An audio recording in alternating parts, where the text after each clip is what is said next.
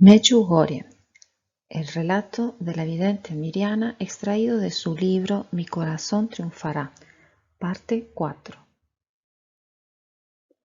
Esa chica rubia de Sarajevo es la que debe haber empezado todo esto.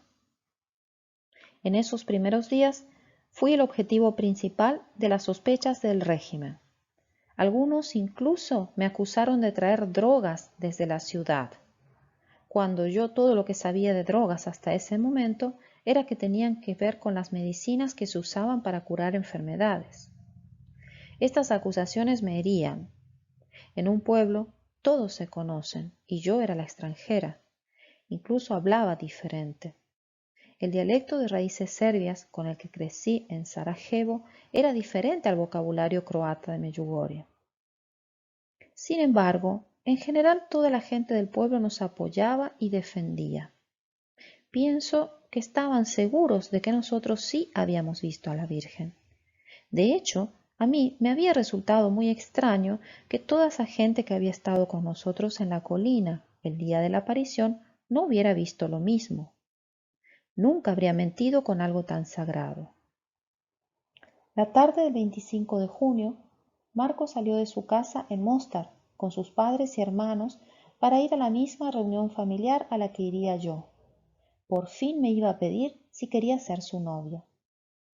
Su coche pasaba por Sitluk, una población vecina, y una de sus tías les vio y reconoció, les hizo seña y su padre paró el coche.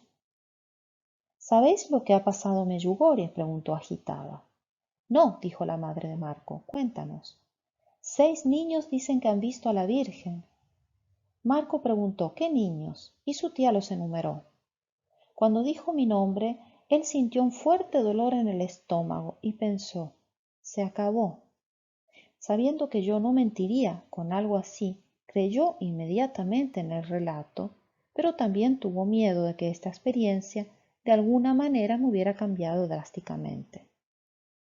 Mi tío Simo y mi tía Slava y mis primos, que habían pasado mucho tiempo conmigo en esos años, sabían que decía la verdad. Me hicieron muchas preguntas y escucharon atentamente. La abuela Gela también me creía. Se había dado cuenta de lo mucho que rezaba. Tu rostro, me dijo un día, parece distinto. La fe era todo para mi abuela. Muchos años antes había sido puesta a dura prueba. Ella y su marido, mi abuelo, vivían en la parroquia de Medjugorje con sus 5 hijos. Nunca conocí a mi abuelo, pero crecí oyendo historias sobre su vida. En esa época los hombres en Herzegovina tenían que luchar duramente para alimentar a sus familias. Y como si esto fuera poco, los hombres jóvenes a menudo tenían que participar de lo que se llamaba acciones de trabajo voluntario, que en realidad eran campos de trabajo y no eran para nada voluntarios. Cuando el gobierno obligó a uno de sus hijos a ir a uno de estos campos, él se despidió de su madre diciéndole, no volveré vivo. Y así, un día, los trabajadores del gobierno le llevaron su cuerpo a mi abuela, diciéndole, ha muerto en un accidente. Muchas madres se hubieran hundido en el dolor, pero ella controló de alguna forma sus fuerzas y su sufrimiento y caminó por 15 kilómetros hasta el lugar de trabajo de mi abuelo, porque no quería que él se enterara de esta noticia por boca de otras personas. Al poco tiempo de perder a su hijo, perdió a su marido. El gobierno acusó falsamente a mi abuelo de ser un enemigo del Estado, sin ningún tipo de avisos o explicaciones. Los comunistas llegaron una noche y se lo llevaron.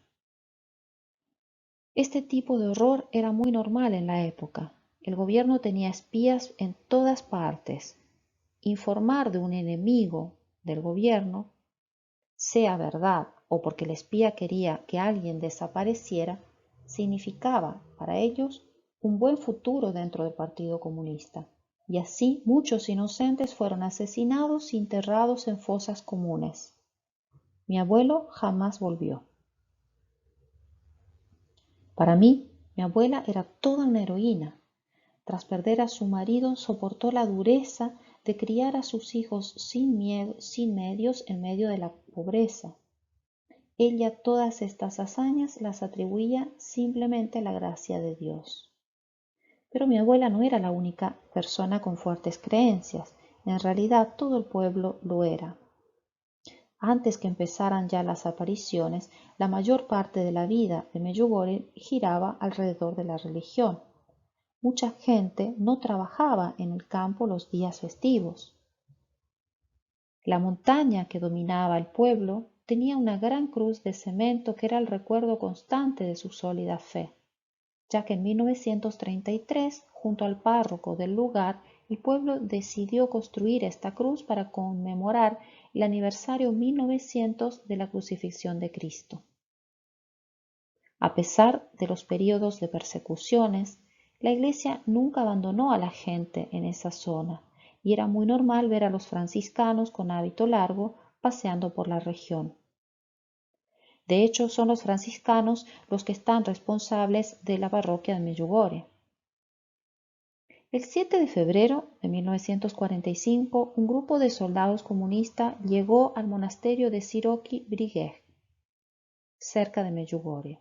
Lo rodearon y los franciscanos que entonces habitaban el monasterio escucharon los gritos de los soldados. Dios no existe, no hay papa, no hay iglesia. No necesitamos sacerdotes, debéis salir al mundo y trabajar como todos los hombres. Fuera de vuestros hábitos.